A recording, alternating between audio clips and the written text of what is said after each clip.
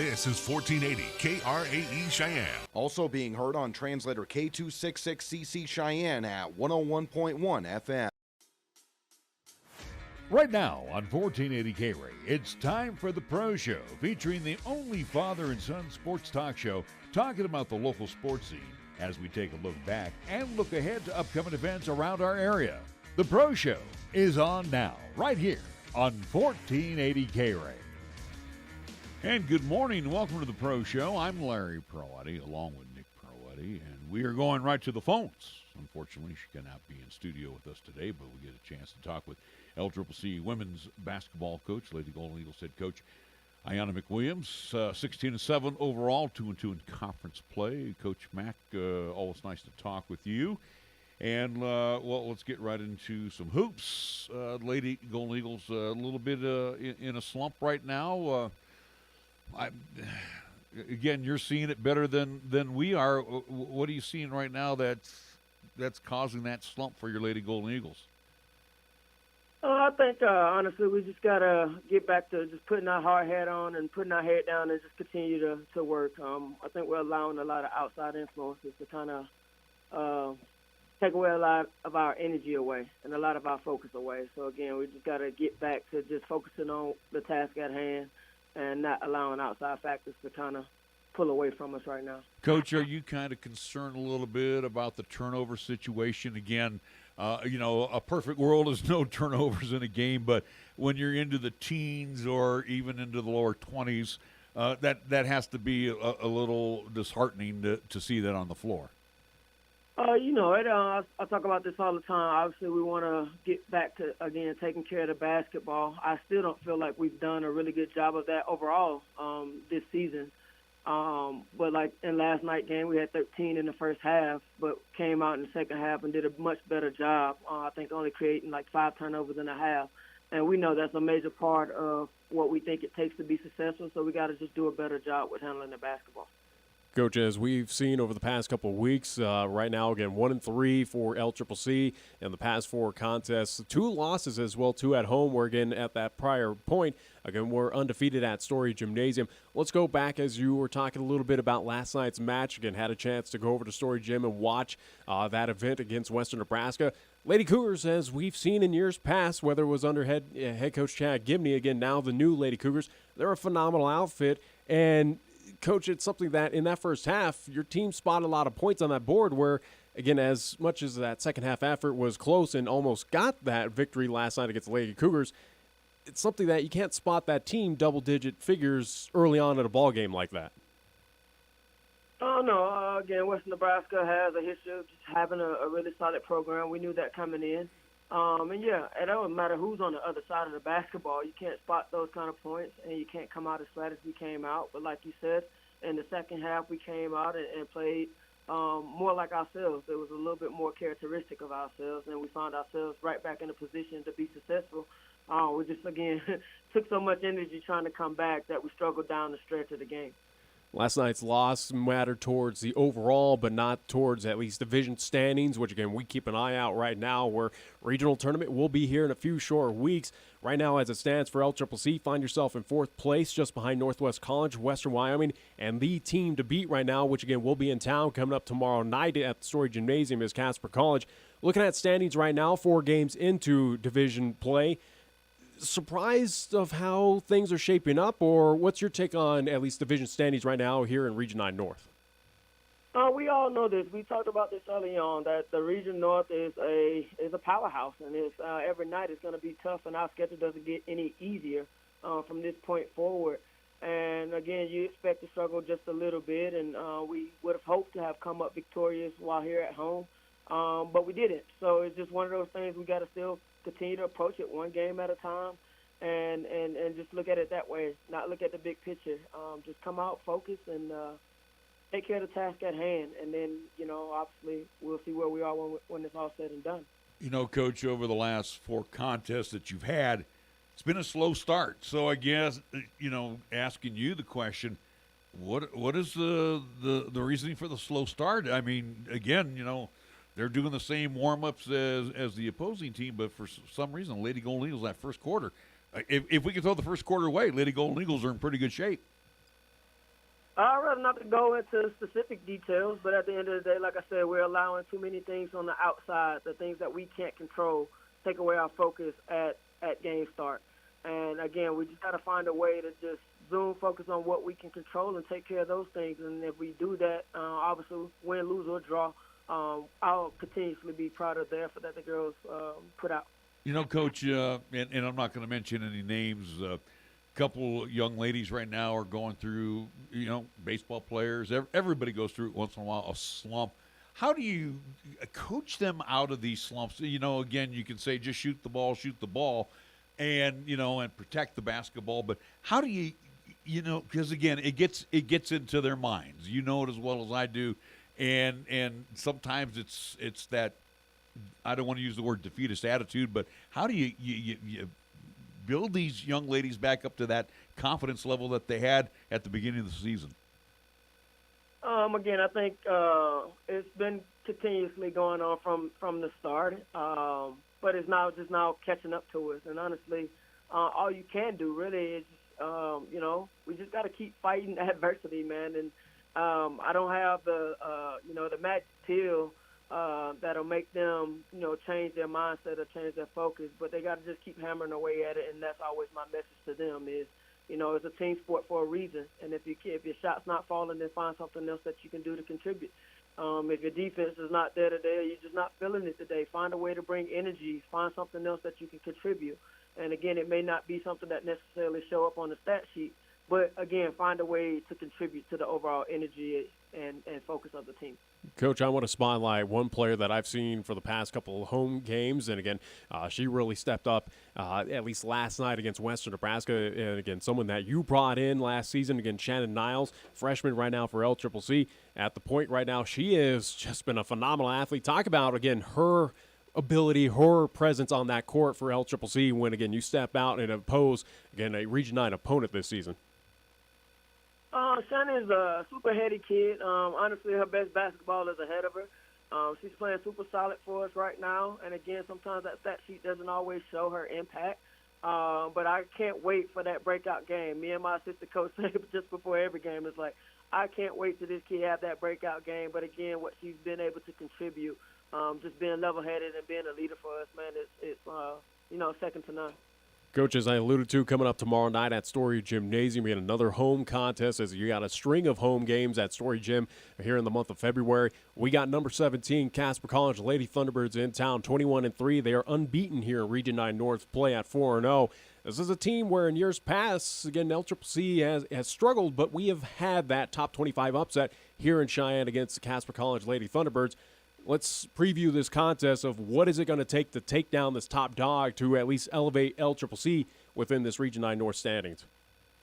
It really just takes us, again, coming out and competing for 40 minutes. I mean, compete at the highest level. And I think we saw that last night for about 20 minutes, like that second half for us, or probably 15 minutes of the second half last night that helped spark that combat. We need that kind of energy. We need that kind of effort for about 40 minutes to be able to take care of Casper here at home. All right, Coach. Hey, we wish you all the best, and hopefully those Lady Golden Eagles get back on track again. Here we are. We're in early February. We need them to be sparkling right there towards the end of February, heading into March. And again, we wish you all the best. Again, 16-7, still a good mark thus far for the Lady Golden Eagles, 2-2 in the conference, and you're right in the thick of the fight right now. Thanks, Larry. All righty. Coach Ayana McWilliams joined us here on 1480 K-Ray. Lady Golden Eagles head coach. And again, Nick, as we talk with Coach Mack, and I'm sure, too,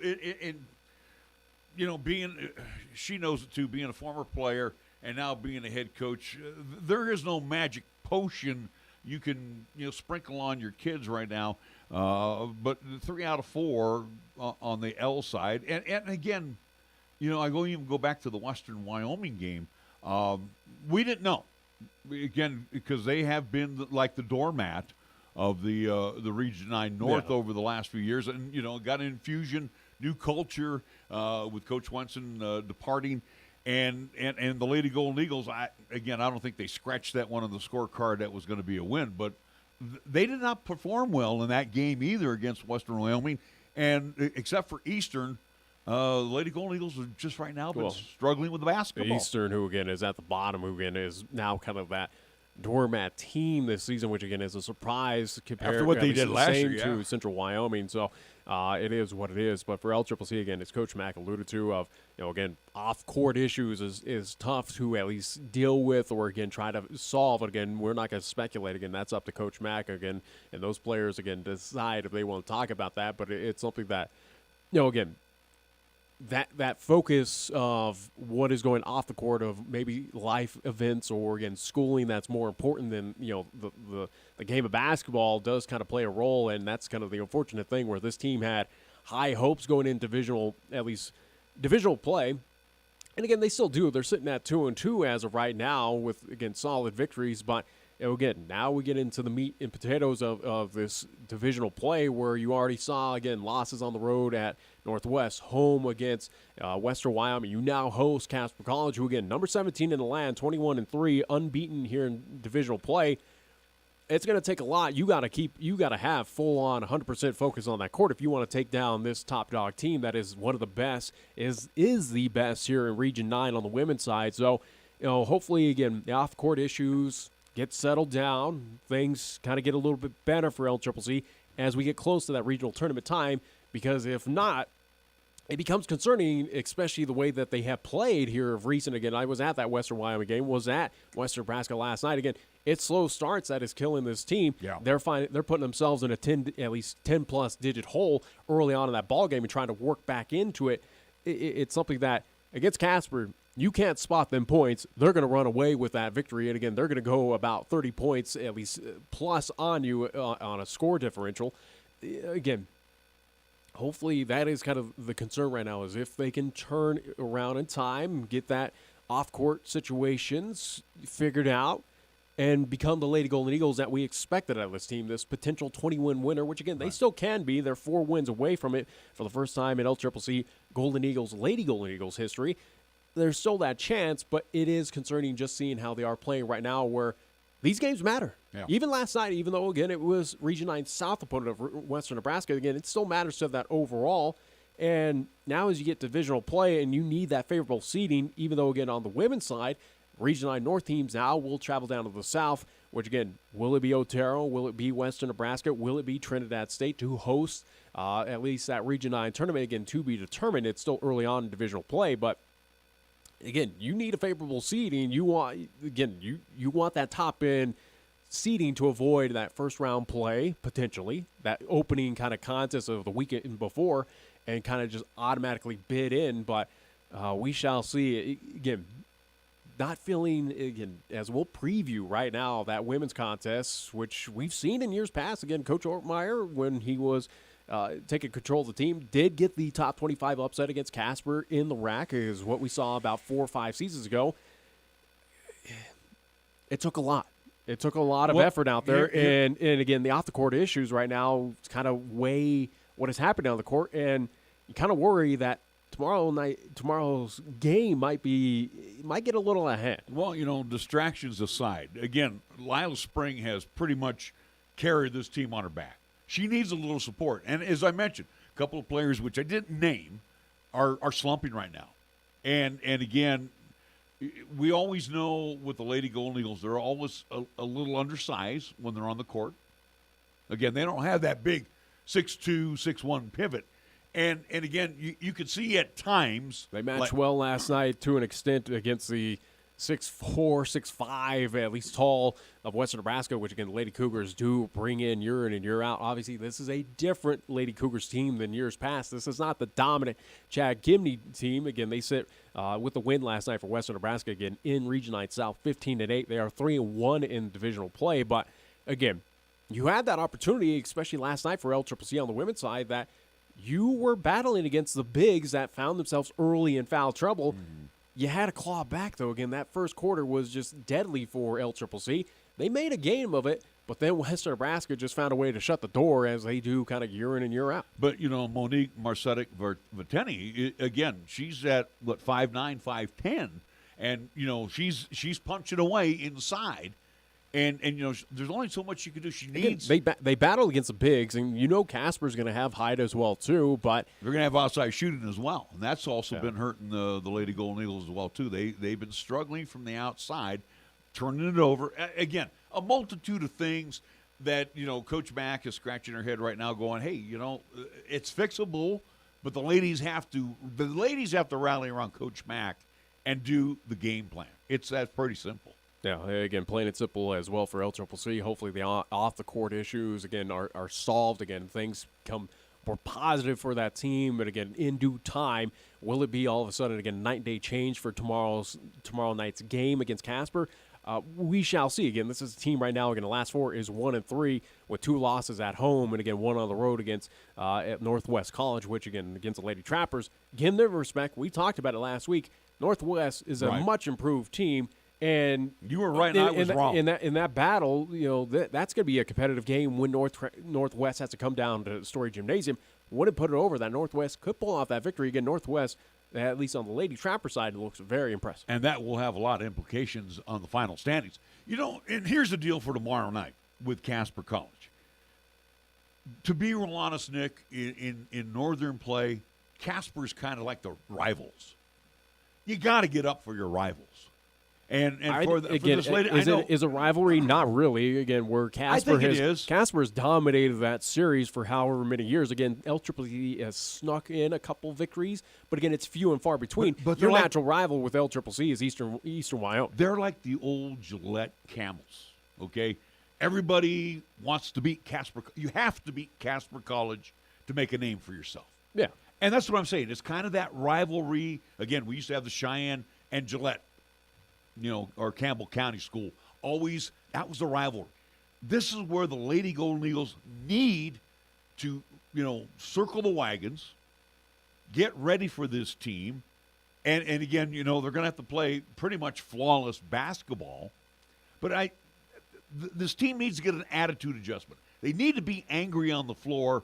They got to be angry at themselves for not playing well over the last 4 games. And again, whether there's off-court distractions or not, you're still putting 5 on the floor. They're putting 5 on the floor. You got to beat their 5. That's that simple.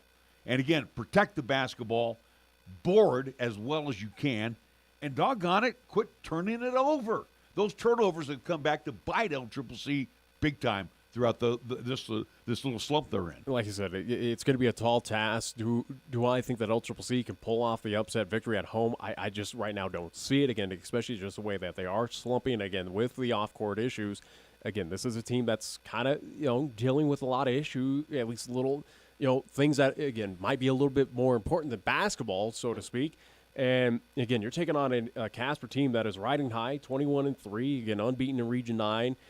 They are number 17 in the land. Points right now, again, this is one of the best offensive teams in the league. And, again, you spotted Western Nebraska that many points last night, similar to Western Wyoming at home. What says Casper can't do a repeat and, again, put up, 70-plus points, hold you down to about 50, 60, and, again, kind of walk away with a victory here at Story Gymnasium. Again, it's going to take a lot. It's going to be a whole 100% effort by every athlete there for LCCC. But right now, if you asked me this question about a couple weeks ago when, again, this team was just entering into North Division play, could they upset at home Casper? I'd say yes. Now with the 1-3 kind of at least move right now of South and North Division opponents, I don't see it. I don't see it. Well, here it is. They're 16-7. I mean, that's a pretty doggone good mark thus far overall. And again, these aren't namby-pamby teams they beat, and they're 2-2 in the conference right now. But the thing is, I would rather have this little bit of distraction now. Okay, let's get past that distraction. Again, gear up. I mean, you need to again look at Casper College as a rival. This is Wyoming CSU. I'm sorry. That's the way I feel about this one. No. For Casper College. LCCC's got to win more games that, again, to consider that a border war. I'm just saying they should just I'm using that as an example. They need. It's a terrible example No, because I again, think your natural rival is again about 100 miles to the north of you of Eastern Wyoming, where again you can get victories. You got to go after the top dog, and the top dog in this division. I don't think LCCC is ready to do it tomorrow night. I don't think they're in that position to get it done. Here's the deal, especially where again looking at offense. I mentioned again top scoring offense here in Region 9, at least on the north side.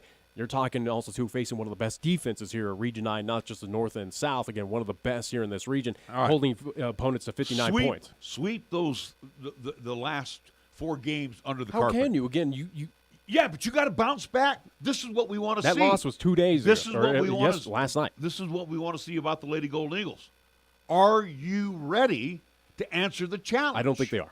Okay. I honestly don't think they are. Again, you got to look at every aspect right now. This is a talented team coming in. You cannot spotlight. Again, Western Nebraska has taken a step back, had opportunities to get that victory against the Lady Cougars last night, and again, they did not.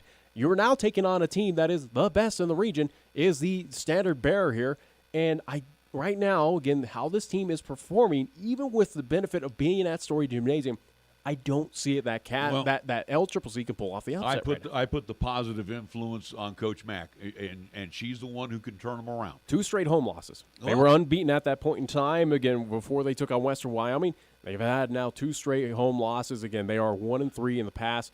It is a slump, and again, you can't afford to be slumping right now. Again, against a number 17 ranked team. And also, too, obviously, we find out there's some distracting factors that have circulated through the team. And again, I think that's outweighing what's going on right now. And again, Coach Mack, I think she's the trump card. She's got to get these troops rallied. And again, you know what? You got to be playing your best basketball here in the next couple of weeks. Can you rally this team in a day and a half? I think she can. Coach Mack's been through these wars. She knows how to. Again, if she can't get this team rallied together, then she better get a whole new group of girls in next season. Again, this is the difference of, again, Division I, 4-year players, again, taking on at least that next level where, again, you're still dealing with teenagers, you're still dealing with JUCO athletes, freshmen, sophomore, fresh out of high school, where, again, emotions are going to play a little. They're going to have to grow up over the next couple of weeks, Nick. It's simple as that. And, again, you've got to prove yourself. This is what this Lady Golden Eagles team needs to do. The veterans and the mixture of the freshmen that are in there, they need to get together as a team. They've got to play team basketball. They can't play individually anymore. It's not working. And again, with Lila, she can't carry this team. She's got to have some outside help. She's got to have some inside help. And this team has to stop. The help is there. The help is there, but it's not correlating for whatever reason. Again, whether it is that off-court issues surrounding the team, but again, they got the help there. Again, as I mentioned, Shannon Niles, she is a superstar in the making right now for LCCC. Again, you have Jamie DeCoke of what she's able to do, Vatenia again, where she's a sophomore, a vet out there. Haley Hester as well. She's been slumping. Yeah, she's been slumping, but again, there is help there. There's talent there. It's just not correlating right now here for the past couple 4 contests for LCCC. This is something that LCCC has a benefit, an opportunity to get very healthy here for the next couple of contests. They're at home at Story Gymnasium hosting, again, the big one coming up tomorrow night against Casper College, but they have a chance to get healthy and move up and down those standings. As it stands right now, if the trend continues for the remainder of this season, and we will see how it plays out for LCCC on the women's side, where weeks ago, I said, all right, this team has a chance to make it to that Region 9 championship game. Has an outside shot of winning that Region 9 championship. I honestly believe that. This team was riding high, was one of the top dog teams in this region and taking advantage of it, again, just right behind Casper College. Now, as it stands, I kind of pause and go, where does this team stand as we look towards postseason play, which, again, is going to be here as soon as we know. We are a few weeks away from it. It's something where I'm concerned now, where I kind of retract a little bit back of, can this team make it to that Region 9 championship game, which, again, is that next step forward for this program? I guess the big litmus test is going to be against Casper College. If you can't amp up your game against a powerhouse like Coach Ganeri's team, if you can't amp it up after coming off a loss, again, when you come off a loss, you want to take it out on the next team that comes to your house. That's good in theory, but again, this is a team that's on a different level. Again, we've known that for many years with Coach Canary, again, a guy who just won 500 games. This is something that for LCCC on the women's side, we've seen these teams a pass where, again, they run into situations in individual play, and it kind of snowballs, and that's kind of the concern, where if they are to lose a Casper, it becomes concerning for the remainder of division play. Like I said, it's Casper College. You can't amp up your game against Casper College, and then, you might as well cash in the season. We're going to take a timeout. We are going to go from the ladies to the men's side. We'll check in with DeWayne Saulsberry, head coach of the LCCC Golden Eagles. After these words, you are listening to the Pro Show. I'm Larry Proietti. He's Nick Proietti. We're back after these words. Message is for Shauna, my mom, who just finished her high school diploma. I wanted to say I'm so proud of you for finishing school. You told me it's never too late to achieve your dreams. I hope to make you as proud as you have made me. When you graduate, they graduate. Finish your high school diploma for you and for them. Visit finishyourdiploma.org to find free and supportive adult education centers near you. Brought to you by the Dollar General Literacy Foundation and the Ad Council. Greece is cheap. But the airfare costs a fortune. Paris? Not much closer, and again, airfare... What about Puerto Vallarta? Let's face it, flying anywhere is just too expensive. Wait, what's this? Low-cost airlines. With one call to low-cost airlines, you'll drastically slash your travel costs. We're talking insanely low airline prices to any of your favorite destinations. Where would you like to go? London, Rome, Costa Rica, Australia? Wow, that's cheap. So why wait? Call now to learn how crazy cheap it is to fly anywhere in the U.S. or international. Our prices are so low, we can't publish them. The only way to get them is to call to instantly hear the most amazing best deals on airline travel. It's that easy. So call now and start packing. 800-298-5783. 800-298-5783. 800-298-5783. That's 800-298-5783. How would you like to get high-speed internet for your home for less than $2 a day? That's right. For about $50 a month, you'll get lightning-fast internet. Are you paying less than $50 a month right now for your internet? Then call Whole Home Connect right now for blazing fast internet at $50 a month with no price increases, no hidden fees, no contracts, no upfront costs, no equipment fees. It's a great deal. And guess what? You can try it for 15 days. If you don't like it, you get your money back. But you're going to love it, and you're going to love the price. Internet for your home for $50 a month. That's less than $2 a day. Plus, no contracts, no upfront costs, no equipment fees, and our 15-day guarantee. Call now. 800-245-1537. 800-245-1537. 800-245-1537. That's 800-245-1537. 17 years in the community and still striving to offer you the best value in a new vehicle. A.J. Miller here for Kia of Cheyenne. Take a look at the new 2023 Kia Sorento. With the 2023 Kia Sorento, you have a choice of 3 models, 8 different trims, and 4 different all-weather drive modes. Some available features include 281 horsepower, 20-inch wheels, remote start, and climate control. Come into Kia of Cheyenne, call 775-0123 or go to KiaofCheyenne.com, and we'll make it easy. Check out the huge savings this week at Town & Country Supermarket Liquors. Here are just a few of the terrific weekly specials. It's your one-stop to shop for these Super Radio buys heard only right here. Fireball Cinnamon Whiskey, 1.75-liter bottle, $24.99. Corona, 24-pack, 12-ounce bottles or cans, $30.99. And Jose Cuervo Especial Tequila, gold or silver, 750-milliliter bottle, $14.99.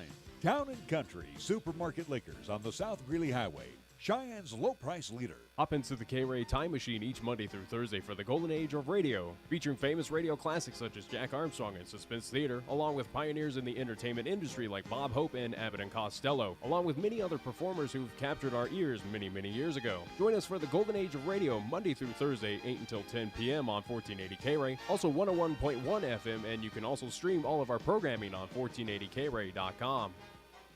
Here's the latest weather forecast on 1480 K-Ray. Well, the wise for today's sunshine, expected daytime high near 40 degrees. Mostly clear tonight and low down to 22. Mostly sunny, windy for tomorrow. Look for a daytime high near 42 degrees. Winds out of the west 25 to 30. Gusting as high as 45 miles per hour. And for Wednesday night, a mostly cloudy night with a slight chance of snow during the evening. Our low dropping down to 16 degrees, continued windy.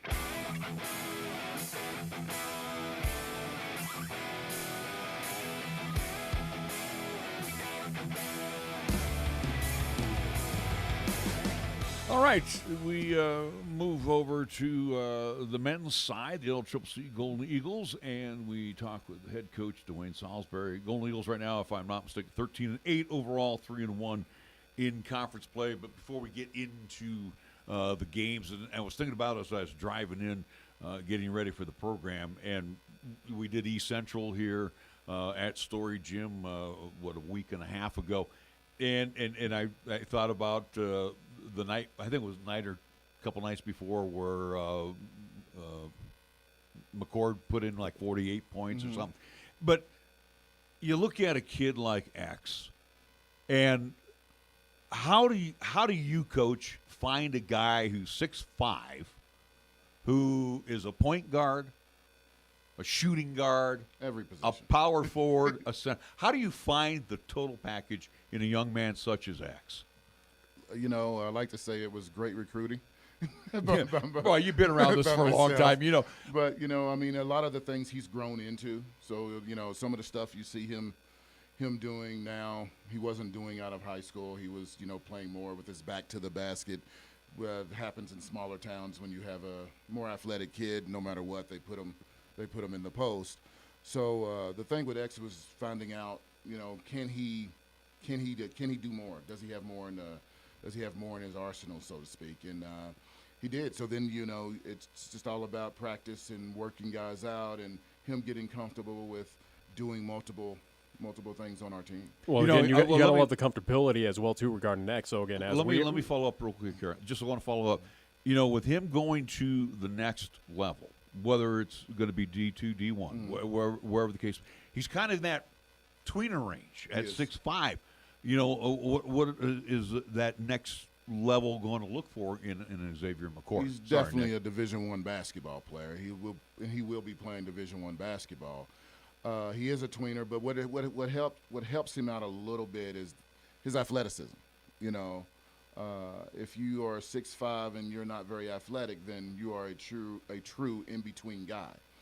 The fact that, you know, he's extreme, maybe one of the most athletic kids in the country, no matter what level, Division I, Division II, junior college, it doesn't matter. And he's one of the most athletic kids in the country. So just having him, you know, I think whoever gets him next, they're going to see that they can utilize him like we did as far as, you know what, you can pretty much just put him everywhere. Well, Coach, you mentioned comfortability regarding Xavier McCord, where, again, the transition from the RAC to Story Gymnasium, where, again, at his time at Cheyenne East, had many a contest there, and, again, he had some superstar moments at Story Gymnasium in the high school ranks.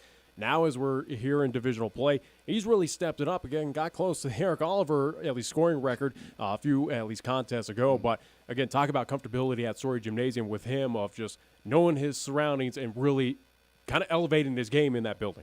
Yeah, I mean, I think when you are just, you know, been in that building, you've had battles in that building when he was in high school. So he shot in that building a lot. So definitely being comfortable is a great thing. And you talk about him chasing Eric Oliver. It's really funny. So the game was going on, and I don't keep my phone on, but my phone sometimes, if it's close enough, my watch will go off and let me know someone's texting me. So you know, Eric was texting me, telling me to, hey, you need to pull him out. Leave that record alone right now. You know, let's take a look at the Golden Eagles. And matter of fact, you made a very good point with the Lady Golden Eagles as we got on the air. The RAC is gone. There's not outside basketball courts, so to speak, or, you know, there's really not an auxiliary indoor facility. So it kind of puts both you and Coach Mack behind the eight ball, because the only time you can get the reps, as you say, or at Story Gym, because I remember, Nick, and I know you'll agree too, when we get there early enough, you would see the guys and using the motorized machine and you know, getting free throws or outside shots up, and then the machine would kick the ball back. How much of that is I don't want to use the word hurting, but how much of that is kind of setting you back a little bit? It's definitely an obstacle. You know, we you know, you just don't have the ability to work on things if you see someone's hurting, you know, on free throws or they're having trouble going to their left right now, or whatever the case may be. You can't go into the gym and get up 600 shots to try to fix that issue. So you got to try to, me and Ayana, both of us, Coach Mack, we got to find other ways to win and other ways to get the job done. And I think she's done a great job of that, and we're trying to do a good job of that. Well, win as you have so far, Coach, over the past 6 contests, you're 5-1, with the only loss being on the road against Northwest College, who again stands right now unbeaten in divisional play at 4-0. But again, we look back, Real Salt Lake at Central Wyoming, Western Wyoming, again, a couple home contests. Again, scores have been up and down. Again, at least either way, though, it equates to 5 victories for LCCC. What have you seen out of your team, Coach, over this past 6-game stretch that is equated to, again, this unbelievable run here? I think it's been defense. Because we have a lot of guys that can score. So it doesn't really, we don't need to have Xavier doesn't need to have a great night for us to score, for us to win. We have some other guys that can put it in the hole. I think the one message I've been trying to get across to this team is, no matter what happens, the only thing that comes to every basketball game is defense. It's the only thing that travels. It's the only thing that shows up every night. So you can dig into that every night and try to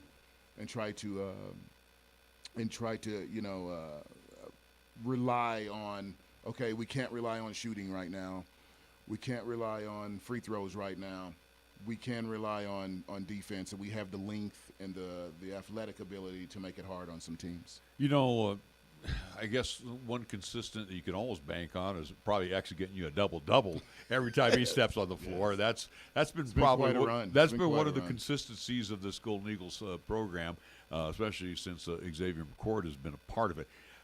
One of the things that I see, and I might be off on this, Coach, it's almost like the one missing ingredient is that steady Eddie. We had Nolan there last year, and we tried to work in some other pieces of the puzzle, but it seems like right now that seems to be our little bugaboo, that we just can't get the top-notch consistency like we saw a little bit with Nolan last year. You talking about inside? Yes. Yeah. It's one of those things. I think Jaden McCray has done a great job. And he's undersized. But he's undersized, and when you're playing some bigger teams, sometimes he just doesn't have the weight, to push those guys around. We do have some bigger guys on the floor, and it's up to me to figure out how to utilize those guys, and I haven't done a good job with that. If I was to say there's one thing I haven't done a good job with this year, is those 3 or 4 big guys that we have, being James and Raymond and Muhammad, as figuring out a way to utilize those bigs. What I have done is I have went to Jaden, who I'm more comfortable with, and not willing to really live with the mistakes of those freshmen right now. Well, and Jaden knows the drill, and matter of fact, you want to talk about baptism by fire last year, so he knows what he's gonna match up with every time he steps on the floor. Kid's just so doggone athletic. It's hard to keep him off the floor. It is, and I really just love how hard he plays, and what I do love about Jaden is no matter how many minutes he gets, he's the same guy. If he got 10 minutes that game or 30, he's the same guy. He's cheering for his team. His teammates love him, and I think just some of that has trickled down to the rest of our team, and they're a great group to be around right now, and you know how it is right now. You guys have traveled with us. Sometimes at this point in the season, guys don't like each other, and they still like each other right now. Legs get a little tired. Again, the season wears on them without a doubt. We've seen that. Name as we talk again with other, with X, with James, with Jaden, again, all these pieces of the puzzle for LCCC. The one guy that's really stepped it up in the past couple contests, and I do believe was spotlighted as Athlete of the Week for LCCC, Ben Hageman. He is, again, a returning sophomore who has really stepped up again, had quality minutes last season for your team. This year has really kind of elevated his play style for LCCC. Ben is one of the biggest reasons we're winning basketball games right now. His defense, I would say that Ben is one of the best defensive players in the country. No question, one of the best defensive players in our league. He's strong, he's athletic, he's smart. He does a great job for us. And, as you guys know, sometimes when sophomores understand that they need to play well to leave, they tend to play better, and I think that's where Ben is right now. He's understanding that, hey, I gotta get out of here, and his play is starting to show that, and his recruiting is starting to pick up. Coach, as we've seen in years past with LCCC, again, with us broadcasting, we've seen this team run into, at this time, again, injuries, key injuries as well, too. We know the team is not 100% who is at this point in time of the season, but health-wise, overall, pretty fortunate, knock on wood, that we've kind of avoided the injury bug here. We have. You're always going to get your bumps and bruises this time of year, especially with, if you're not very deep. But we're pretty deep, and I think that's kept us from the major injuries, hopefully, not like you said, knock on wood, but it's kept us from some of the major injuries. But at this point in the season, every team, if you're not banged up a little bit, then you're probably not playing hard enough. Coach, it's interesting, too, and I'm glad you mentioned deep, because depth was not with us the last couple of seasons. Again, you've only had about maybe 2-3 healthy bodies that you had options with, but now you got the depth. Here you sit 13-8. Here you sit 3-1 in conference play right now. I know it's the early part of February, and we still got a couple more weeks of this month, and then you really want them to be, ramped up for the postseason play. But again, the distractions. I look at every intangible that your team has been put through. I say you're looking pretty good at this part of the year. I would say so. This time of the year, since I've been the head coach, we have kind of peaked at this time, we're in a good spot, especially in our region. We always talk about taking care of home games and trying to steal one on the road. We were able to get one on the road at at Central Wyoming. We weren't able to steal one on the road at Northwest, but they got to come here. Then we got to go on the road and take care of business at Western Wyoming and Casper, see if we can steal one of those games. Well, again, the key important game coming up tomorrow night as well. Again, women in action, men as well at Story Gymnasium. You got Casper College into town. They are 3-1, 18-5 overall. It's a team that, again, right now as we kind of put that pressure, or at least we talk about, hey, for the men's side, whoever's top dog here in the North gets to host that Region 9 tournament. This game has a whole lot of weight here early on in divisional play. It's got a whole lot of meaning. If you're a part of Region 9, North or South, you're tuning into that game tomorrow. If you're not playing, it's a big game. It's a big game. And I told our guys just that. I'm not one of those coaches who try to run from, telling the guys, hey, this is big. I told them the truth. It's a big game. And if you didn't want to play in big games, you should not have came to Laramie County. Let's preview this matchup with Casper College, where years past with the Thunderbirds, it's a team that's had height, had, again, physicality as well, too, on the inside, speed, outside shooting. They were kind of that complete package under head coach Gunning. What do we see out of the Thunderbirds this season? What to expect, and how do we take care of business at home? Pretty much they have the same thing. They have height, they have speed. We've always kind of split with them. We win at our place, they win at their place. Tomorrow is going to be a test of just who can impose their game on the other one first. He likes to get up and down a little bit more than we do. So we got to try to rebound the basketball, keep the game in the area in the area that we want to keep it in, which is getting that thing down low to Zay, and then everybody playing off of them. At the same time, he'll be trying to figure out how to neutralize that. So we'll see who wins that contest. Coach, and this is the perfect guy to ask, because you kind of disagreed with me. You've been through these wars with Casper College, and we've seen the banners at Sweet Erickson Gymnasium. It's been a very successful program, both men and women, through the years. Are they the natural rival in Region 9 North to LCCC? I know Eastern is up the road, but is this more, or is this like the old Gillette versus Cheyenne schools when Gillette was just one school? Tell me, this to me seems like it's a CSU-Wyoming border war. A little bit. I would say that we are, just because of the fact that, we don't really dominate each other.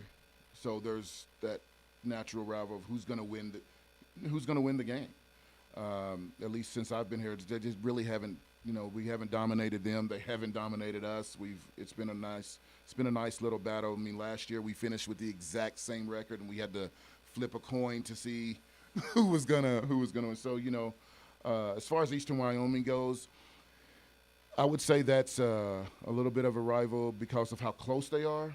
But no disrespect at all, but we haven't really had much trouble with them in the past. And too, what I like about the Casper College matchup, even in the years that I had the opportunity to cover LCCC basketball, you don't sit down because the final seconds, and this game may end on a buzzer beater. But, I mean, these battles to me, and that's what I call them, battles. And as well, I remember you walking off the court, I think, after a 1-point loss when we were up in Casper. I mean, it could have gone, it should have gone our way, but it didn't go. I mean, this is how close these games are. There's never really the blowout factor. No, I think last year they got us at their place pretty good. It was after Ayana had the trouble with the family members and things like that. That may be the only game that I can remember in recent that we were down. We were down by a ton of points, and it really wasn't much of a game. But besides that game, every one of them has been that 1 or 2 point game. I think you guys can remember when we had Ash here a few years back, and he ran to the guy in the corner. We were up 15-16, and then came all the way back. Eric Oliver got the ball stolen from him. I hope he's listening because I like to remind him of that. But he got the ball stolen from him right in the last 2 or 3 seconds of that game. So it's just been I expect nothing different tomorrow night. Are you surprised how Region 9 on the north side has shaped up? Where we looked at the standings about a week ago, Eastern Wyoming, again, surprise 4-19, 0-4 right now. Western Wyoming with Coach Souza, where, again, they've been kind of, I wouldn't say a powerhouse, but they are that top 3 team. Again, you expect them to have a high seeding for the Region 9 tournament. They are right now sitting in 4th place. They're 1-3, 14-10. But, right now, LCCC, Northwest is the top dog team. Surprise, or is this kind of going as you expected this season? It's about what I expected. Northwest is about the only surprise that I had there. I expected us in Casper to be right there. Western Wyoming, as they've been good in the past, but I knew that they were going to be a little bit down just because of the three-headed monster's gone. The three-headed monster's gone, and it's hard to replace those guys, just like it'll be hard for me to replace some guys next year as well. So I do know that I figured that would be a learning experience for those guys this year. When you look at their roster, there's a lot of freshmen on that. So they're probably. I thought that maybe they were probably a year away from being able to compete, but it's we got a whole nother side to go, and as you guys know, a lot can change in one game. At NWCC, what I like about that program up there, and I think you would agree with me, Coach, good blue-collar ethics. I mean, they just come and they pound at you, and if they beat you by 1, they're happy. If they can lose by 2, they know they put out a good effort. I mean, every time you play Northwest, especially in that building, and I was really hoping that you guys would get that win up there because you've had some good games up there as of late. But again, another performance that's just solid by these guys, and you never turn your back on them. No, and they did a great job, and I'm just so, on a personal note, I'm so happy for that program and for that coach. I've known him for a long time, Coach Ward, Andy. He was there before. After the tragedy that they had, at the end of last year, beginning of this summer, with their coach passing, and so for them to do what they're doing right now, as a competitor, you don't want to see anyone win but yourself. But as a person, you look at that and say, they've really done a great job, and I'm happy for those guys. Do you kind of leave that door open for them too? Like, let's not turn our back on these guys. They might be above us here pretty soon. Who knows? I mean, it's so wide open, isn't it? It's so wide open right now. And, I don't think anybody on either side can say right now that they're running away with this thing. There's going to be more losses. We're going to lose more games Northwest, I'm assuming, is going to lose games. Casper's going to lose games. It's going to be a battle. Western Wyoming and, Central Wyoming's way better this year than they were.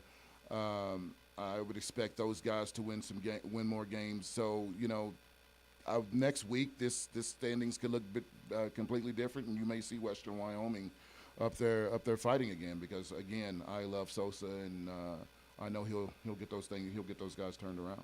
Going back very quickly to Xavier McCord and something that Caleb Berggraf, again, at least SID at LCCC, brought up to me at yesterday's game, that at least with you, Coach Deshaun Portley, he's got the all-time, at least kind of the points record here at LCCC for his time with the Golden Eagles. But Xavier's knocking on that door. He's closing in. Now, Deshaun tells me that we have to put an asterisk beside it because it's 3 years. But yeah. I told Deshaun we're not doing that. We're going to go ahead and give it to Zay. But, no, it's special to know that a kid has been that consistent, and he deserves all the recognition and all the celebration that we can give him. Coach, we want to get into, we're in the thick of the season right now, but obviously coaching still stands of recruiting. Again, whether you or Deshaun, recruiting right now, do we got some eyes on prizes that we want across the nation? Are we close to signing a few folks? Let's get into recruiting right now for future Golden Eagles. Right now, we just kind of keep our eye on people, reach out to a couple of ones that we feel we have to, jump on in a hurry. Over Christmas, Deshaun definitely went out recruiting. We just right now, you just kind of keep an eye on people, and right when the season ends, you start hitting guys pretty hard.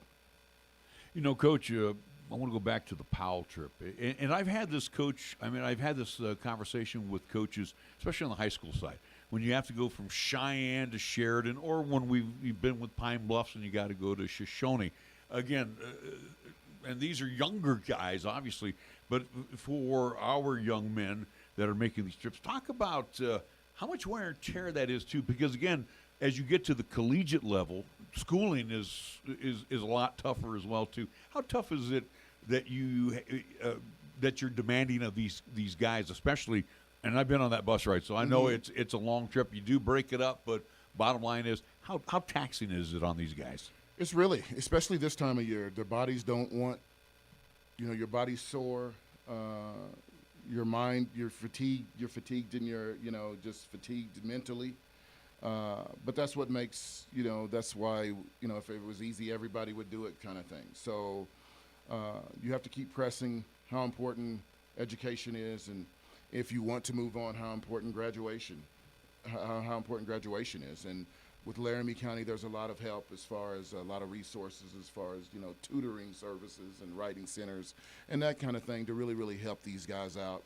And for the most part, our instructors, our instructors will help us out with that. We used to do a thing called Ask the Coach. And one of the things I never got to you, Coach, talk about the shoot-around. What is accomplished in the shoot-around? Because, again, you think, all right, you get off the bus, you go out there and you do 25 free throws, you shoot from the outside. What do you try? If I'm not mistaken, it's about an hour that you get on in a shoot-around. Tell me what you try to accomplish with your team during that period. Well, during that time, I'm really just trying to, iron out any last questions that the guys may have about what a team is going to run or how they're going to attack us or that kind of thing. And then also just trying to get, as a coach, you're trying to get a picture of, in your mind, of where your guys are at. Are they joking around? Do they seem more serious? Do they seem scared? Whatever the case may be. So that's what I'm really trying to do with the What do you look for? Again, the joking around, the relaxation. What are you looking for as your team? Each team is different. Okay. Last year's team was a lot more serious. Guys were a lot more serious. So, if they came in joking around, you really knew something was probably off. This year's team, we have a lot of jokesters. So a lot of times it's tough on me because I'm not that guy. So a lot of times I have to remind myself that's just them, But yesterday was a perfect example in our practice, and before the game, I was really, really concerned because they were really, really silly, with each other, and I was like, oh my goodness. But then they came out and they played. So Yeah. Coach, I want to ask you, we're here in the high school ranks in the state of Wyoming where it's been talked about and still kind of a few seasons away is shot clock being implemented on the boys and girls game here in the state of Wyoming. But, again, you as a JUCO, at least head coach, where, again, you get these freshmen coming in from the high school ranks. I want to get your opinion on this of should high schools, especially here in Wyoming or, again, across the board and across the nation, should high schools implement shot clocks, or is it better for these high school athletes to not have a shot clock? I would say as a college coach, it's nice to have a guy who's been used to the shot clock. So in Wyoming, in my opinion, it will speed the game up, definitely. It's hard to say. I like the game better with a shot clock. It speeds the game up. You have to, as a coach, you have to prepare for that. So I would wish that every state would go to shot clock. See, I'm from the old John Wooden area. Give me four corners and call it good. Let's stall out time. Real quick, Coach, as we want to thank you for joining us, and always a pleasure. Like I said, I miss our chats that we used to have. Final thought: we know Xavier is drawing a lot of eyes, and where he goes to the next level, he deserves to go. I would venture to say your email, your texting has got to be just flying up, because again, you got a couple, three other kids here that's going to go to that next level. Talk about the interest that is being shown in this year's team. Today I was really trying to concentrate on Casper, and then you have 3 or 4 coaches calling and asking about different people, whether it's Xavier, whether it's Ben, whether it's Jordan, or whoever it is. Tristan is another guy who's getting recruited pretty heavily. The biggest thing, with that is I tell the guys is to have fun with it, as much as they can. Don't let it overwhelm you. Stay focused, stay positive about it, understanding that this is a time in your life that you won't get again, and it's nice. I'll tell these guys, it's nice to have people want you, and so enjoy that. How much of it is distraction? Again, here's Larry. I'm representing College A, and I'm looking at Xavier McCord. He knows I'm in the stands. Obviously, they know what's going on. How do they stay focused? How do you keep them focused? That hey, if you turn it over 10 times, don't worry about it. The guy's not going to walk away. What I tell those guys is there's video out there, and they would not be here to see you if they didn't already know what you can do. So seeing you live, whether or not you have a good game or not, is not going to sway that coach. He's not going to fly across the country to watch you play, and then you play bad, and then they no longer want you. There's enough video out there. Most of the time when they're in the stands, they just want to see you, the way that you move. Is it different from what they've seen on the video? So a lot of guys don't handle it well if they know they're coming, and some coaches I will actually tell them, hey, don't let them know ahead of time. Some guys, they thrive on it. Yeah. Well, we've seen a lot of Heisman Trophy winners not do well in bowl games, especially after they won the Heisman. Coach, always a pleasure talking with you. Wish you all the best. Grab one at home tomorrow against Casper College, and again, continue your success. And this team, too. We want to see them do bigger and better things, especially in the postseason. DeWayne Saulsberry, join us here on 1480 K-Ray. We will be back with more of the Pro Show. I'm Larry Proietti. He's Nick Proietti. We're back after these words. Do you have Medicare and do you use a CPAP machine? This is a national healthcare alert regarding your CPAP supplies. Using a clean CPAP mask and clean supplies is important to staying healthy. The best way to make sure your CPAP equipment is clean is to get new supplies. If you have Medicare, we have great news. Medicare will pay for you to have new clean supplies every 90 days. We'll even do all the paperwork for you to make sure that there's little to no out-of-pocket cost to you. And you don't even have to leave your home. We provide free in-home delivery. So if you're a CPAP user and you have Medicare, staying healthy with new CPAP equipment is easy. Just make this free phone call right now to get started. Sponsored by Specialty Medical. 800-245-3098.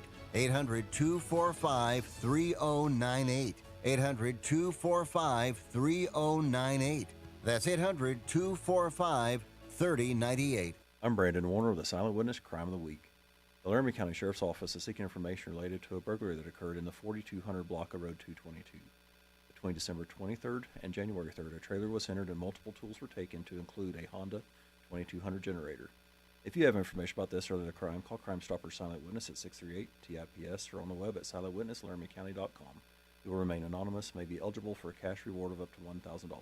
Together, we can make a difference. Wisdom, expertise, compassion, qualities that are the foundation of Cheyenne Urological, with their experienced doctors and their highly trained staff providing top quality treatment for prostate cancer, urinary tract infections, kidney stones, impotence, and incontinence.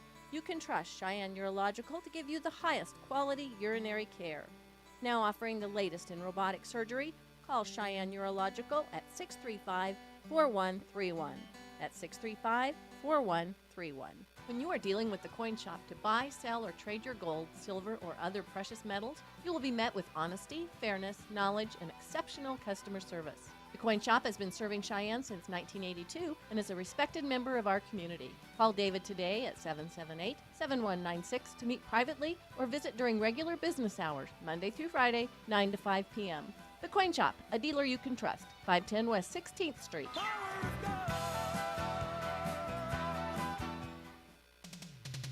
Your locally owned and operated radio stations, KYOI FM and 1480 K-Ray AM, are just that, local. Serving Cheyenne and Laramie County, where your advertising dollar stays local too.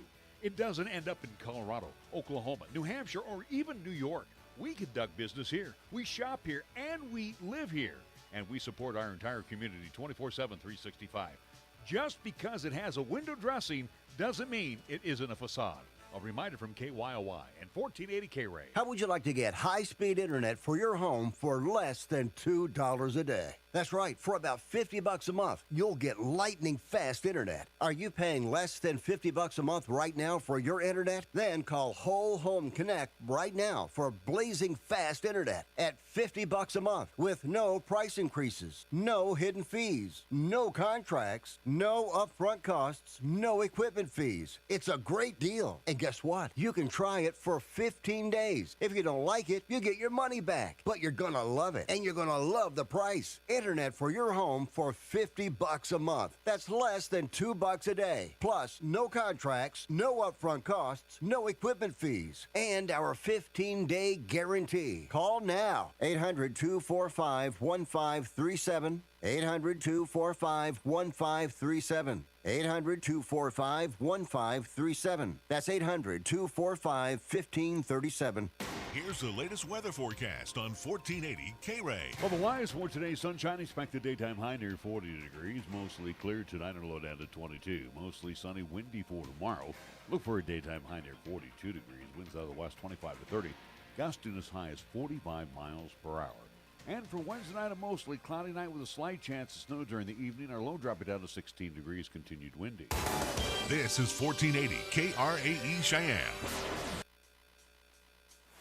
Right now on 1480 K-Ray, it's time for the Pro Show, featuring the only father and son sports talk show talking about the local sports scene as we take a look back and look ahead to upcoming events around our area.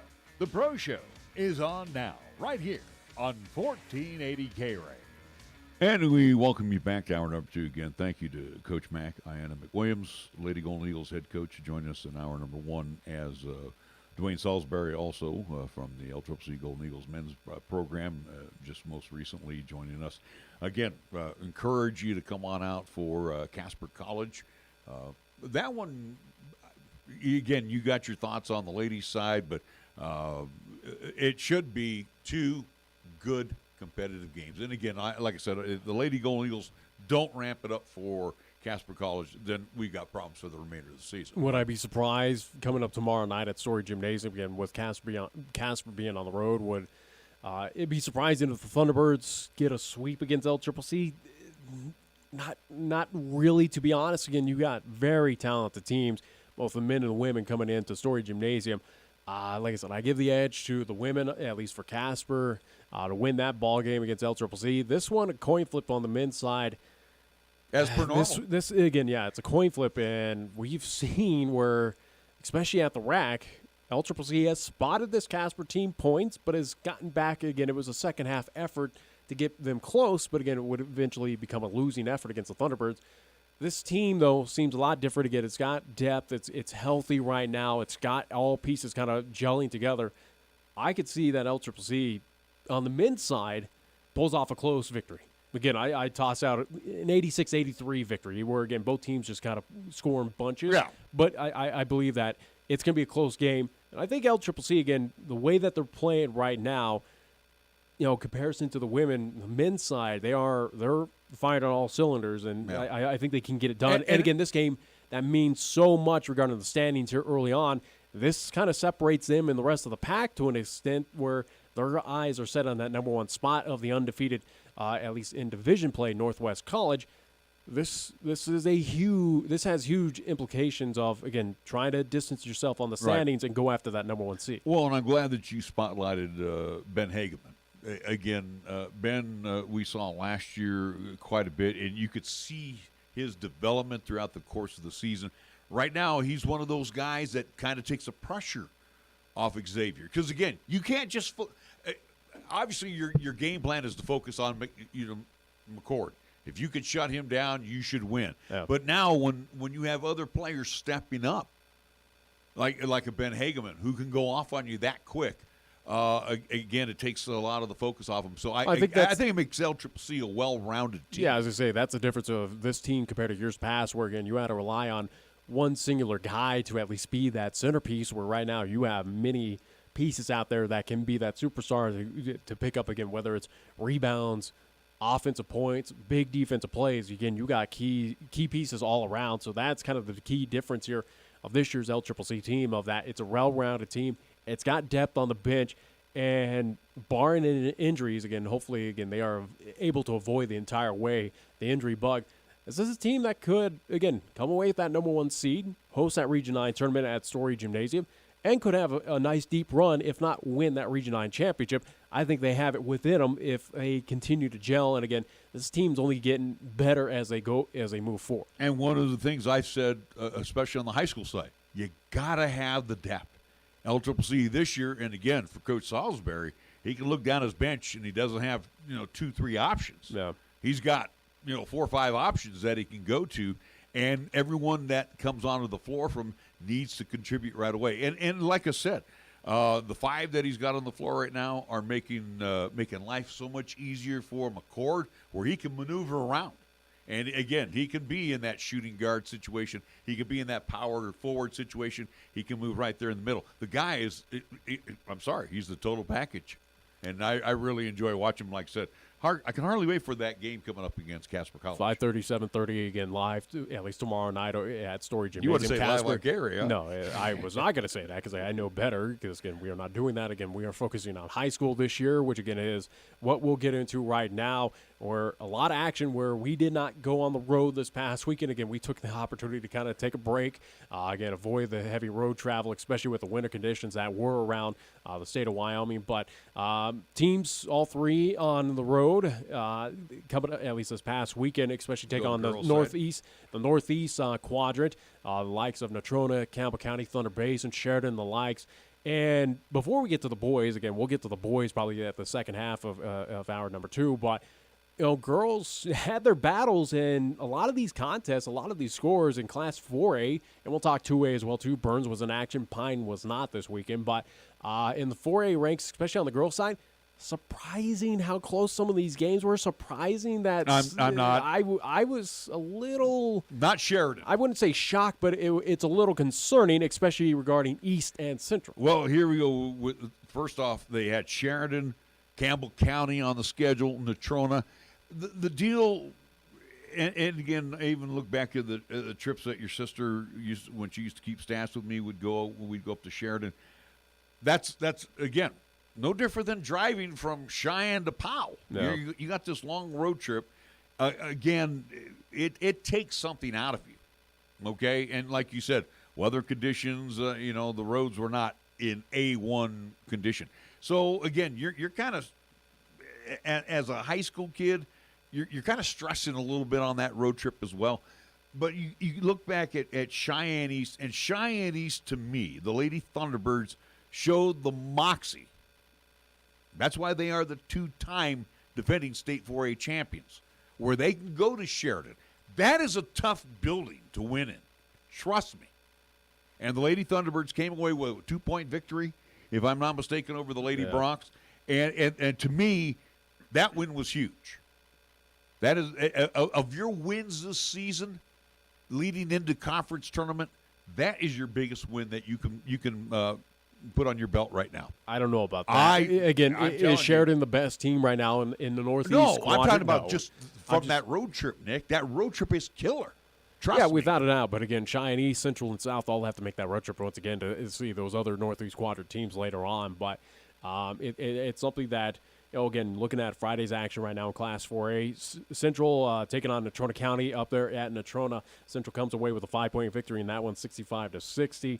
Cheyenne East, as you alluded to, again, taking down Sheridan 55-53. Again, that is, to me, a little concerning, especially just how I think that this team, Cheyenne East, should be dominant in Class 4A throughout the state of Wyoming. Again, a win's a win, but I was shocked to see how close it was. Flip it over to Saturday now. Very quickly, though, again, do want to talk, at least continue on Friday's action. Campbell County hosting Cheyenne South. Campbell County winning big 82-37. Expect this. Unfortunately, again, for Coach Epler, again, the struggles continue for the Lady Fighting Bison. Again, this season kind of a throwaway. It's a developmental year for Cheyenne South on the girls' side. Saturday's action. Sheridan, how about this, hosting Cheyenne Central. They pulled off the upset, 63-48. Again, Central was the number 5 team in Class 4A on the polls, the Wild Preps Media and Coaches poll. So, again, got the upset. Surprised by that one to an extent.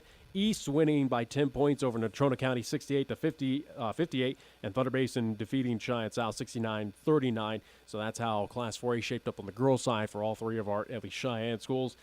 East, like I said, the Sheridan, and give credit to the Lady Bronx. It's a team that's been kind of overlooked in the past couple seasons, especially with at least the recent success with the Lady Bolts, with Casper Kelly Walsh, the Lady Trojans when they were part of the quadrant. Also, too, with Campbell County, the Lady Camels. Let's not forget that a couple seasons ago, they won the state championship. So Sheridan, kind of a team that's been overlooked. Again, Sheridan still finds itself right now in at least third place, looking at the standings right now. Northeast quadrant, Campbell County sits at 11-5. They are unbeaten at 3-0 in conference play, again, within their own division. Thunder Basin 12-4, 2-1 over, at least in conference. Sheridan 8-5, 0-2. Natrona County rounding out at 7-8, 0-2. Cheyenne East right now in Southeast quadrant, 14-1. They are still unbeaten in 3-0 in conference play. Laramie 14-3, 2-1. Sheridan behind them at 10-5, 1-2 in conference play, and Cheyenne South 1-15, 0-3 in conference play. So that's how it shapes up. This, as we talked about it a couple of weeks ago, and again, I think we alluded to last week as we were talking about this upcoming weekend, that this was a litmus test for a lot of teams, including Cheyenne Central. And we'll talk on the boys' side as well, too, of who's for real and who's kind of I'm kind of souring on right now of their state title or at least state tournament hopes. Right now, on the girls' side, I still stand by where, I think I made this point last week that I still stand that you have a good potential of 3-4 teams, or I'll say 3 teams making it to that state tournament representing the Eastern Conference. East, Laramie are your 2 teams here in the Southeast. East, a guarantee. Laramie, I still believe in them. I still think the Lady Plains, but right now are that dark horse to, again, make it to that state tournament, make some damage, possibly, make it past one round. But outside of that, right now, South, we could throw away. We knew that, again, Lady Fighting Bison were not going to be competitive this year. Again, they are rebuilding for the future. Again, they are a very young team. For Cheyenne Central, though, 10-5, 1-2, and again, losing this past weekend on the road against some at least teams. Again, they had at least the close call, at least with Natrona County, at Natrona County. That's a team right now on the girls' side for the Lady Indians. I'm starting to sour that I put them in as a state tournament kind of potential, or at least I felt like they could be. Now I'm kind of taking more steps back and going, can this team make it out of the regional tournament right now? See, and you and I differ, and I've seen a lot of these wars through the years. A split on the road is good. Take a split anytime you can on the road. you got to take care of business at the field house. Or when you get east again, back at Story Gym. You're looking at the remainder of the regular season. But wait a minute. You still got Laramie that's got to come to the field house. Okay, Laramie beat you over there. I think Laramie still wins that game. Laramie barely beat the Lady Indians. I still think Laramie's that talented that they can defeat Cheyenne Central at home. The Lady Indians still are hurting. I expect them to be back to full strength here within the next couple of weeks. But my point is, getting a split on the road is not a bad thing for the Lady Indians. And again, that is a murderous. It's just surprising. No, not to me. It's surprising to me, and again, the close call with Natrona County as well too, with the Lady Phillies, who again have had their struggles over the past couple seasons, still find themselves again sub 500 right now. Again, for Cheyenne Central, like I said, I stand here right now as it is February 7th, and we're still 3 weekends away from that regional tournament happening up in Natrona County. Again, we got to go to Casper, so again, equal distance for those Gillette Sheridan schools. Same here for Cheyenne and Laramie to get up to, again, the middle part of the state.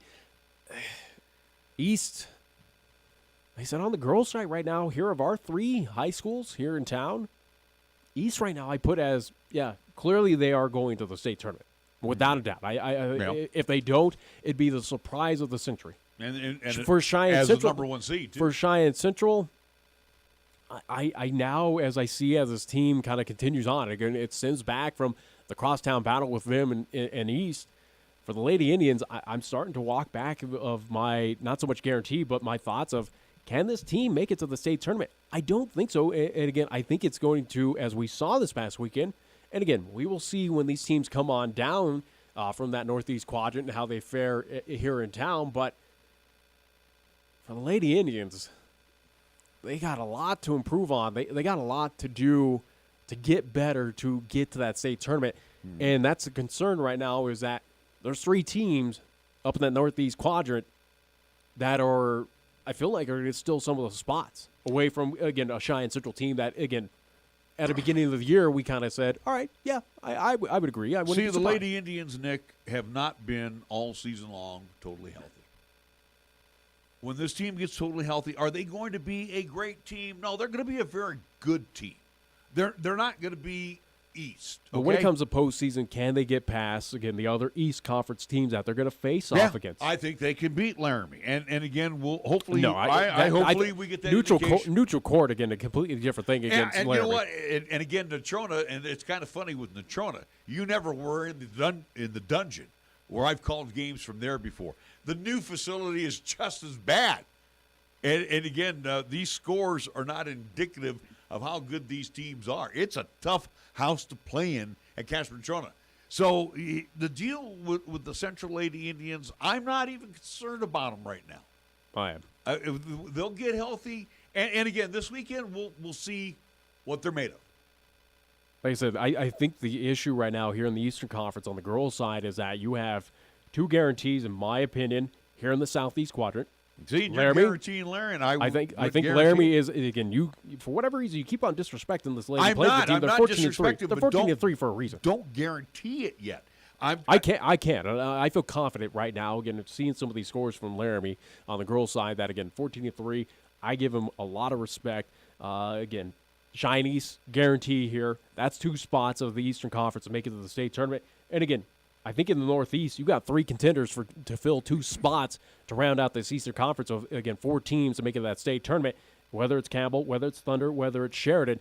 That's kind of the issue right now for Cheyenne Central is you're in a heavy competitive conference, and if you have slump nights, if you struggle on the road at Natrona County, and, again, you play neutral court, or if you take on those Lady Phillies in that regional tournament, I'm concerned.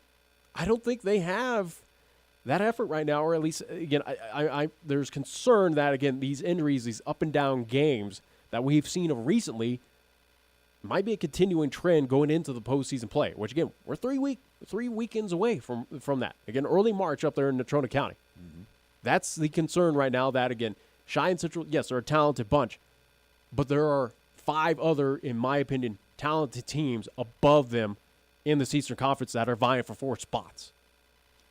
Well, again, we'll see how it pans out. I like I said, you give me a Central Lady Indians team that's totally healthy, then I think they're battlers. I don't think they, again, totally healthy Cheyenne Central Lady Indians team. Do they beat Cheyenne East? That story? No, but they'll beat Laramie. Do they beat Laramie? I don't think so. I really don't think so. Okay. Again, when Laramie comes to town, it takes on this Lady Indians team. I give that edge to the Lady Plainsmen. That should come away with the series sweep against Cheyenne Central. I think they are that talented. We saw them play down at Greeley. And they barely beat the Lady Indians by a bucket in Laramie. So they still got it done. Yeah, okay. Well, like I said, you put them in They're the field 14-3 for a reason. Again, they're 2-1 in the conference. Who have they beaten? Who have they lost to? It was East, the number they one lost team. to East, and who they beat? Central and South. They beat Central at Laramie. All right. So there's your one win right there. Can they come across the hill 40 miles to, again, compete at the field house against Cheyenne Central? Yes. Mm-hmm. Can they win? Yes. I think you're vitally overlooking this Laramie team. I'm not doing that, Nick. I'm just saying you haven't faced a healthy Lady Indians. You're going to look stupid and you're going to look foolish when, again, this Laramie team represents the Southeast Quadrant in the state tournament. I think they have enough to get to that point. They probably can. Again, you got Campbell County and you got Thunder. Again, you got East, Laramie, and Central. I think, and Sheridan. I'm not going to sell Sheridan short, even though, again, where you look at Thunder and Campbell County, they got to go to Sheridan. It's a tough road trip. Even though they're even closer, it's still a tough house to win in Sheridan. Same thing, too, with Laramie. Laramie, whether it's the old gym or the new gym, tough place to play.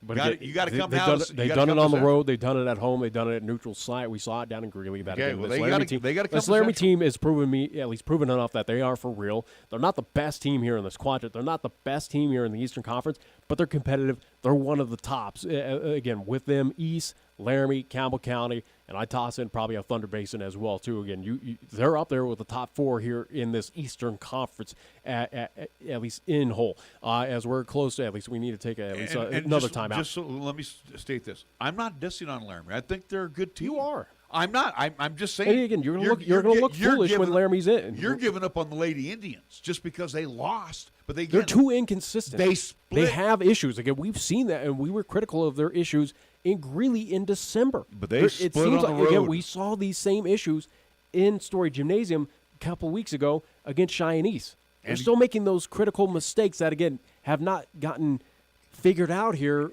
weeks after, again, where we saw them initially in December in Greeley. Think about the trip that the Lady Indians were just on. They went to Casper on Friday, had to go to Sheridan on Saturday. What's the excuse for Cheyenne East then? Cheyenne East went to Sheridan first, and then they came back and had Nadrona. I'm just saying East had to make that same road trip. Laramie did too. Okay. No. So I don't know what you're trying to excuse right now. I'm not making excuses. They were with the other teams that had to make this road trip up to the Northeast to compete this past weekend. So, again, they're on the same vein. Laramie didn't make this road trip this past weekend. Laramie has gone up to Casper yet. Haven't gone to Sheridan. It'll be a different story when they go up there. Trust me. Again, I do believe that at least Laramie had Thunder Basin and Campbell County this weekend. There you go.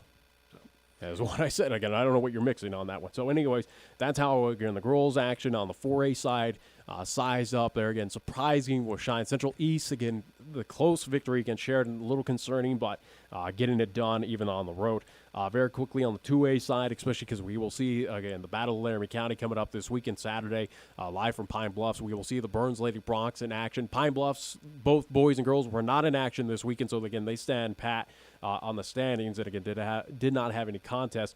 Burns, looking at their action, they had a game Thursday and also two on Friday.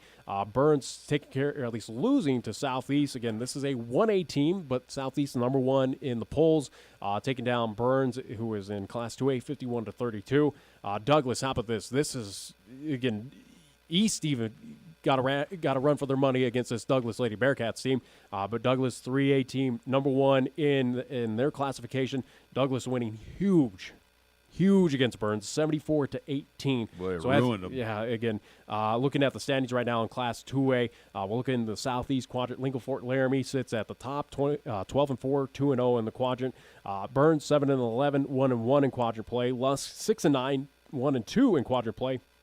Right behind them, where again they did not move up and down. They stood idle because again no contest this past weekend. But for the Pine Bluffs Lady Hornets, are 5-11, 0-1 in quadrant play, and we will have that game coming up this Saturday. Again, as I forget, 2:30 and 4 will be the at least times for this Saturday's action. Burns, Pine Bluffs in Pine Bluffs. Again, the Battle of Laramie County Class 2A, where again those games, at least quadrant-wise, matter a lot in the standings as they look towards their regional tournament as well too in that classification. All right, we are going to take a break, come back, talk about the boys' side, as again, things ramping up a little bit in boys basketball, Class 4A. We'll talk about that. Also, get you spotlighted on what the Bronx did this past weekend. They also had a date with Southeast and Douglas, and, well, looks like good and then bad. So we'll talk about that coming up here. You are listening to the Pro Show. I'm Larry Proietti. He's Nick Proietti. Back after these words. For over 30 years and still delivering the results you expect is Shine Auto Repair and Service. Hi, this is Larry Proietti again for Cars in downtown Cheyenne, reminding you that John and his staff are there to take care of your vehicle's woes. From oil change and replacing windshield wipers to digging deep into fixing your heating and air conditioning unit or fixing your brakes and shocks, you can depend on Shine Auto Repair and Service for taking care of most minor repairs. And most importantly, John is a TechNet professional, which means he is one of the best nationally when it comes to getting your car or truck back on the road as soon as possible. Check him out online at technetprofessional.com. Don't wait until the last minute. Have your vehicle serviced by one of the best in Cheyenne. Shine Auto Repair and Service at 604 West Lincoln Way. Call for an appointment at 632-0498. That's 307-632-0498. Open Monday through Friday.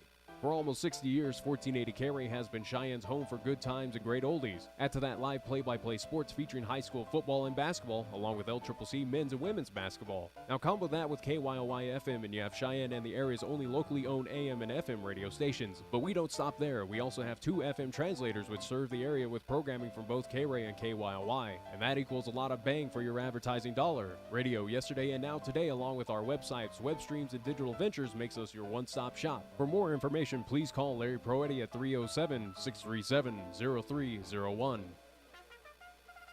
There may be a chill in the air, but the action is always hot and heavy at the 3 locations of Wyoming Downs in the Cheyenne Plaza, inside the Outlaw Saloon on the South Greeley Highway, and on Delrange Boulevard next to Culver's Office Depot.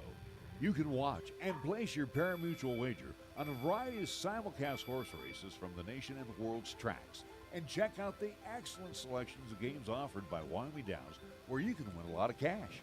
Remember to pick up your player's card and enjoy Triple Points Monday and Club 55 midweek, along with other specials. Win big today and bring your friends to Wyoming Downs in the Cheyenne Plaza, inside the Outlaw Saloon on the South Greeley Highway and at 1345 Delrange Boulevard.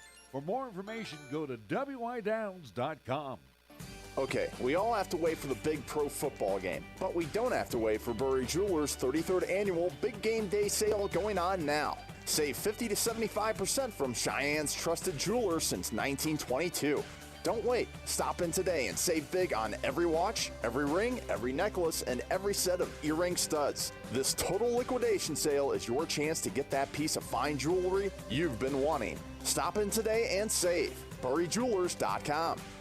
How would you like to get high-speed internet for your home for less than $2 a day? That's right, for about $50 a month, you'll get lightning-fast internet. Are you paying less than $50 a month right now for your internet? Then call Whole Home Connect right now for blazing fast internet at $50 a month with no price increases, no hidden fees, no contracts, no upfront costs, no equipment fees. It's a great deal. And guess what? You can try it for 15 days. If you don't like it, you get your money back. But you're gonna love it, and you're gonna love the price. Internet for your home for $50 a month. That's less than $2 a day. Plus, no contracts, no upfront costs, no equipment fees, and our 15-day guarantee. Call now. 800-245-1537. 800-245-1537. 800-245-1537. That's 800-245-1537. Winter driving in Wyoming. Are you prepared? Winter storms strike quickly across Wyoming's high plains and the mountains. When they do, driving conditions can deteriorate rapidly and become very challenging. Make sure your vehicle is ready for the elements and you have an emergency preparedness kit available. Driving on slick roads, always remember slower speed, acceleration, steering, and braking. Also turn off the cruise control and always buckle up. Ice and snow. Take it slow. Know before you go. For travel info, call 511 or online at wyoroad.info. Paid for by Federal Highway Safety Funds. Tired of choosing between finances and family time? Flat Valley Bank can help you take care of everything without missing anything. With our online and mobile banking, you can experience immediate access to check your account balance, pay bills, transfer money, and even create a budget. When life has you on the go, Flat Valley Bank makes it simple to take your banking with you. Platte Valley Bank, you belong here. Platte Valley Bank, member FDIC. Here's the latest weather forecast on 1480 K-Ray. Well, the wise for today's sunshine, expected daytime high near 40 degrees. Mostly clear tonight and low down to 22. Mostly sunny, windy for tomorrow.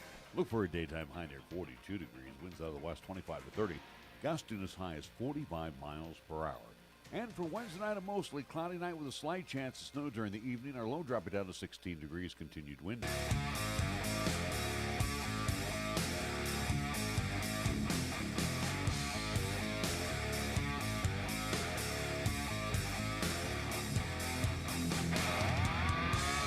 And welcome back to the Pro Show. I'm Larry Proietti, along with Nick Proietti. We move on now to Class 4A, Class 2A basketball. Again, we'll be involved with both. Class 4A coming up on Friday evening at the Thunderdome, and then Saturday we will be back in the Class 2A ranks. We'll be over in Pine Bluffs.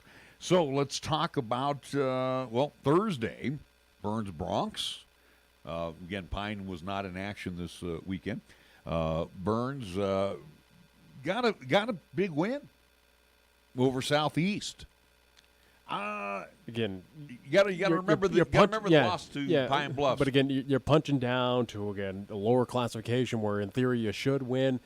Southeast is though again number 3 in that classification, but again it makes sense. You got to play those locale games against Southeast. So Burns again a short travel, but again a game that on paper Burns should have won. They did win. So, again, at least the Burns Bronx are getting the victory 57-53. So, that was Thursday's action. Class 2A on the boys' side. Moving over to Friday with a lot of action, including Burns as well, too. And we'll get into that one. Very similar of the girls' contest for the Lady Bronx, for the Burns Bronx. But let's start where it did not start pretty that Friday. And, again, we talk about Cheyenne Central's struggles on the ladies' side. Guys did not fare at all well on the road this past weekend. Where was the offense? Friday, Natrona County hosting number 2 Cheyenne Central, the Indians. Natrona, how about this? 55-35, a 20-point win at home against Cheyenne Central, who the Indians right now, some of the Lady Indians, I kind of walk back of some things I've been talking about Cheyenne Central, and again, this voice a little bit of concern. Yeah. Again, Natrona is going to host this tournament up there. They're going to have that home court advantage. If these two teams meet again, especially in that regional tournament, could this be a similar outcome? I worry about that. But, again, Natrona County winning 55-35. Other action in Class 4A, number 1 Cheyenne East on the boys' side. Getting a close one against number 5 Sheridan, 51-48. Cheyenne East winning that game. South getting thumped pretty heavily, again, losing by 51 points in this contest. Campbell County puts up 102 against Cheyenne South. South only with 51 points. So, again, a 51 victory for Campbell County at home. And then moving down to 2A action, number 3, or at least I should say number 1 in Class 3A, Douglas the Bearcats, who, again, very talented as their lady counterparts. They get a massive victory over Burns in 2A. Douglas wins 70-19 in that contest on Friday. So, going back very quickly, I figure Cheyenne Central should run roughshod on Natrona County. Again, is home court advantage really that key for the Mustangs up there in Casper? And if so, that becomes concerning right now for Cheyenne Central on both sides. Well, and again, too, me personally, seeing Casper Natrona, I was not all that impressed with them, especially when they were down here. No. So I don't know. Again, maybe they have. Was it just? I haven't been to their new building. Was it just an off weekend again? Traveling away from Cheyenne. You got to remember, Central also got beat by Cheyenne East the week prior at Story Gym, where the flighting loss again via a free throw at the end, which is still one of the most ridiculous ends to that ball game. But also too, when you're averaging 9 points a quarter, 35 points, it's not going to get that. That absolutely is horrible. That is absolutely horrible. And again, you've got kids like Sawyer, who's good for double digits. You got Brown, that's good for double digits. Willinger, who's moved into the Talmadge position. He's good for boards. Sammy Shumway has got to start taking some more shots. And we're talking about Jackson Whitworth hitting from the outside. You mean to tell me these guys shot, 10% up there? Yeah. It's uncalled for. But again, it's here with 2-3 weeks to go in the season.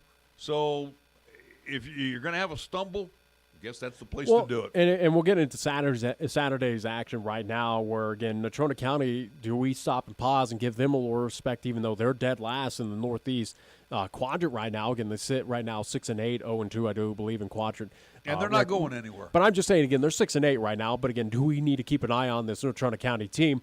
Saturday's action, number 5, Sheridan, hosting number 2, Cheyenne Central. Sheridan wins 77-68. So, again, Central losing back-to-back days on the road. And give credit, again, Sheridan's a phenomenal outfit. They are, I think, state tournament bound. But, again, to go back, now Central's lost, 3 straight in a row?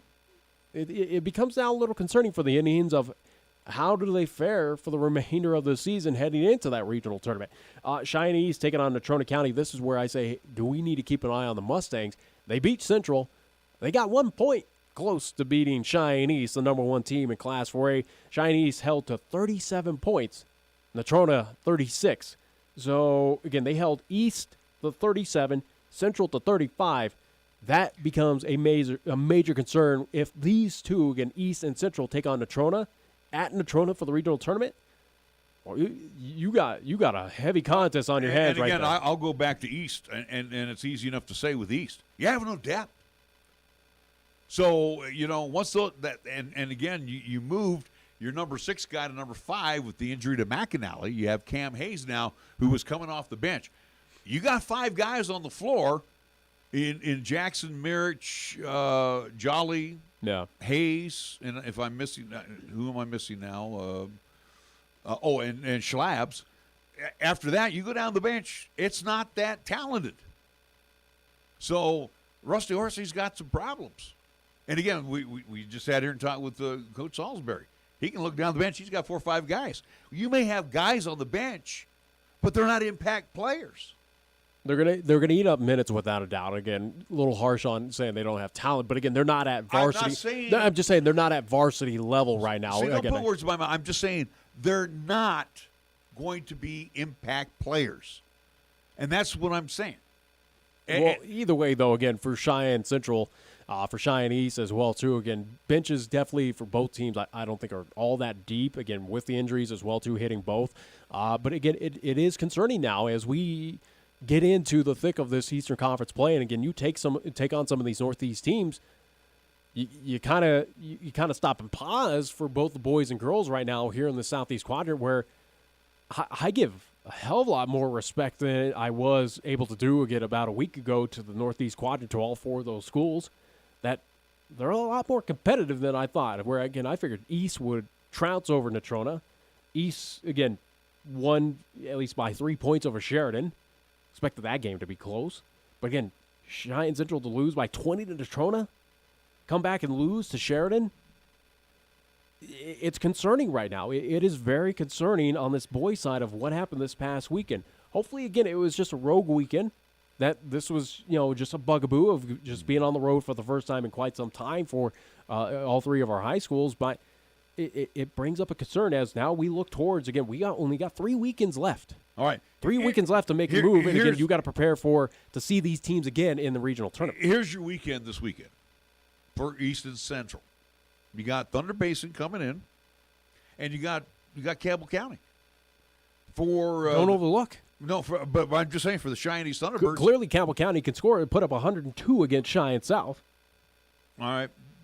you're not saying much to I'm me just right saying, now. again, Campbell County, again, putting up that kind of circus number. Same with Thunder Basin, putting up 75 against Cheyenne South. That was Saturday's action. Thunder Basin winning that game 75-31. Cheyenne South, their struggles continue on the boys' side as well, too. South, I will say where I had them as an outside shot where, again, they would develop here in the remaining couple of weeks. I now kind of step back on them pretty heavily and say, South, sorry, I think your year is going to have to be next year if you want to make it that state tournament. I don't think that they have enough to at least get past some of these upper echelon teams here in the Eastern Conference to be one of those 4 seeds. I just don't see it happening. But, again, East and Central, to fare like this on the road, and give credit to the Northeast. I think that's plain and simple where, again, I had high expectations out of the Southeast for both East and Central boys and girls. Man, you even said Laramie, too. The Northeast basically said, hey, don't disrespect us, that we still have some talent. We got some good teams up here, and they proved it this weekend. And, again, we'll see what happens this weekend. Again, we'll have Campbell County here in town taking on Cheyenne East. Could the Camels take down the boys? Could they take down the Thunderbirds at the Thunderdome? No. I wouldn't put it past them, though. I don't think that East runs away with a victory. If East is to win this game against the Camels, I don't think that, again, they're going to run away with this. Again, Nick. I'm concerned. No, you shouldn't be concerned because, again, you've been to Gillette before at Campbell County High School. Again, but we know what these teams are made of. Again, we know this Eastern Conference is talented. You're on the road. These are tough houses to win in. They got to come down here and play. Okay. What are you going to come? What are you going to say when East wins by 20 this week? What are you going to say if Campbell County comes away with the road victory? I don't think they will. But again, I don't think it's out of the realm of expectations. I think they can. Again, we talk about this East team having this struggle on the bench. Again, not having that depth. This is a team that, again, who knows where the mentality is. If they have an off shooting night, Campbell County shocks them on Friday night. What are you going to come on this program on Tuesday and say, oh, East just had another then off night? I'm going to come on the program next Tuesday and say nobody from the East is going to qualify for state. That's what I'm going to come on the program and say. What do you mean? What does that mean? I'm going to tell you right now. Campbell County. You've got 4 teams that qualify the East, so I don't know. All right, but I'm just saying, but the Northeast is all going to qualify. Nobody from the Southeast. All right, so Southeast, that's what you need. That's what I meant to say. Here's what I'm looking at here. Thunderbirds should take care of business at home. Home cooking, again, that's a tough house to win. And I'm telling you, if East wins, it'll be. I have this distinct feeling that it's going to be close. I have this distinct feeling that, again, Campbell County is a lot more talented than we give them respect, and that the Camels will make it a competitive game. You're telling me the North is better than the South? I think they proved it this past weekend. Both boys and girls. Again, that they are competitive. We all had to make the long They're a lot more competitive than we gave them respect. We had to make the trip up there. They got to come down here now. Let's see what happens this weekend. Again, you're not taking into account these are long road trips, Nick. And again, they got to come down here now and play in our buildings. Now, is South going to be any different? I don't think they get, this weekend they're not going to get blown out by 50 points. Who knows, honestly, with Cheyenne South. They got a lot of issues. I think they're going to play a lot better at home. I'm just saying. Here's the way I look at it. East is going to go 2-0 this weekend. Central may split. Okay? See, Laramie gets Natrona and Sheridan. They're on the road, aren't they? If I'm not mistaken. I think Laramie's on the road this weekend. I don't know. No, they're at home. They should be on home because, again, they should have joined the rest of the quadrant up north. They beat Natrona, and they'll lose to Sheridan. So they'll split. South will go 0-2. Again, East. That's my prediction. East Central at home. Again, taking on these Northeast teams where, again, I think plain and simple, both me and you, and, again, the coaches have kind of alluded to it of who we've talked to on this program, that Northeast, keep an eye on them. They got a lot of talent out there. And I think, again, the overall records up there, and, again, the quadrant play for those Northeast teams does not reflect of how talented they are. And you got a taste of it this past weekend, especially on the boys' side. And it's concerning right now for East and Central. Can East win against Campbell County? Yes, they can. Can they also lose against the Camels? That's my concern right now, where I kind of chalk that in, saying, all right, Camels don't have a prayer coming all the way down here to take on Cheyenne East in the Thunderdome. I now step back and pause and go, don't overlook this Camels team. Don't disrespect them. Cheyenne East, who's got to take on the Thunder Basin. Again, we want to overlook Thunder Basin, who, again, right now, as it stands, overall for them, they're 8-7, 2-1 in the quadrant play. They're barely above 500. A team that, again, ran into tragedy. But let's not disrespect the boys, at least for the Thunder Basin Bolts. They're defending 4A champs that returned a lot of pieces. I'm not disrespecting them. But, again, I'm going to tell you right now, you take Natrona out of their building, they're not that good. We'll see. Honestly, we'll see now. We'll see when they come down.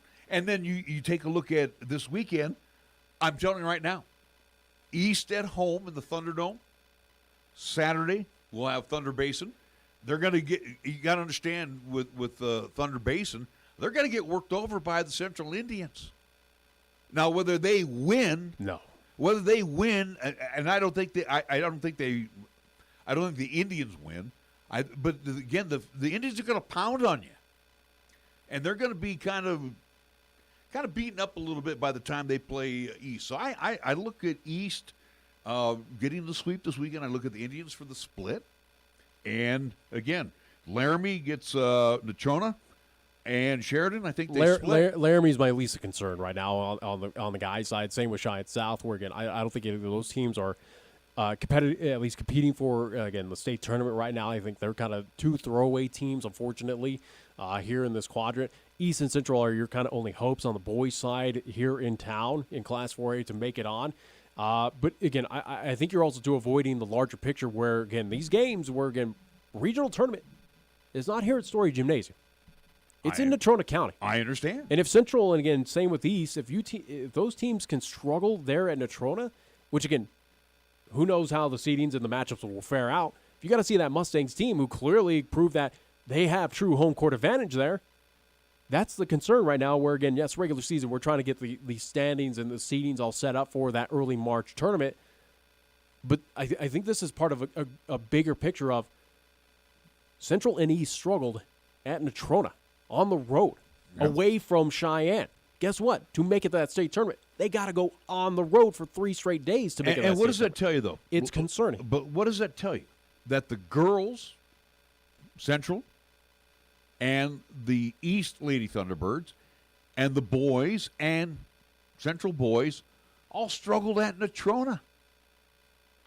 That's what I'm saying. Again, do we need to give a little bit more respect to the Mustangs, where, again, that 6-8 record for them does not reflect the true power of this Natrona County team. And they're 0-2 in conference.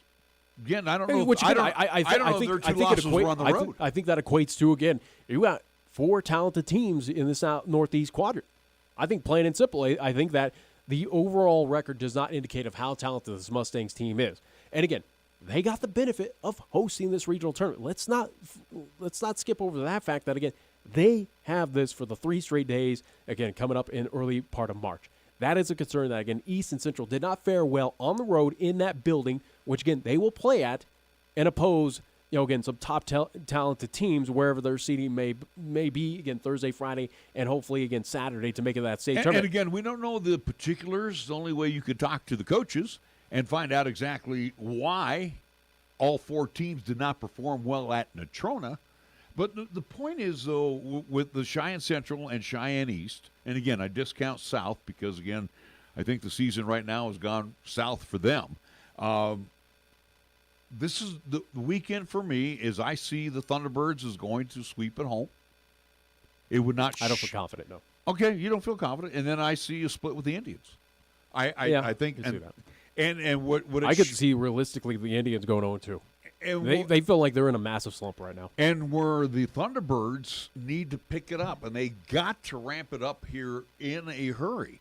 With that 5 that are out there right now, when Horsley goes down the bench, these younger guys, and I think Joey Rails a senior,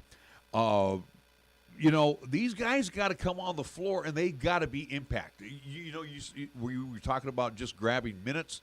These guys got to step onto the floor, and they've got to make contributions right out of the box. Yeah. Because Cam Hayes did that when he came in for McAnally or Jolly, whatever the case may be. And Hayes right now is going to be an impact player, but he can't play all 32 minutes. So I think the 5 that East has on the floor is very competitive. I think that crew right there. But if it's a fast pace, if it's a dogfight game, there's concerns for that second half of what does this team fare out to be? Will they collapse in on themselves again? We've seen that East team have that struggle. We've seen it with Cheyenne. Well, Central. and again too, go back to East versus Central. Well, where I've seen one guy pick up, like I've seen the marriage kid, pick up a Drew Jackson that's having an off night. Yeah. Again, I've told you at the beginning of the season, Kaiser Jolly's the key. The guy's 6'6". He's got to be that double guy, and he has not been it. And that's another at least issue right now for Cheyenne East, where again he has not been that big man to control on the inside and get those rebounds, those points. It's something that he's getting tested right now. And also too, and I think in the case of Garrett Schlabs, Garrett, who has been I think a 3-year performer now. I think he's, once when McAnally went down, I think he took it upon himself as that senior leader to start putting the world on his shoulders. And it's like Garrett, he's got a good supporting cast. And again, I don't think he needs to pressure himself. He's another guy that could put in about 12, 14 points a game. So again, East is still trying to find their identity post Coulter McAnally. Guess what? Time's ticking down to find that identity because, again, we've got 3 weekends left. And we'll then see how it goes you've got elimination in front of you. And again, you're at home. You haven't been at home in, 3 weeks? 2. No, you were at Story Gym. You haven't been in the Thunderdome. Technically home again with Story Gymnasium. That's what I'm saying. Wait till they're in their own building. You get Thunder Basin. You get Campbell County. And again, I think Thunder Basin gets worked over by Central on Friday. They may win Thunder Basin, but come Saturday, it's going to be a different team facing the T-Birds at the Thunderdome. We'll see. Like I said, for both girls and boys right now here in the Southeast Quadrant, East and Central, for all 4 of those teams right now, this weekend poses a lot of concerns, a lot of issues for me of what can this team, as now we look towards the regional tournament. We still are a few weekends away to kind of fine-tune things, but that regional tournament, which again is neutral site-ish, again, middle part of the state up there in Casper and Detroit County, how will these teams fare? It's concerning right now. And I'm concerned about the Indians. But again, too, I'm hoping the home cooking this weekend.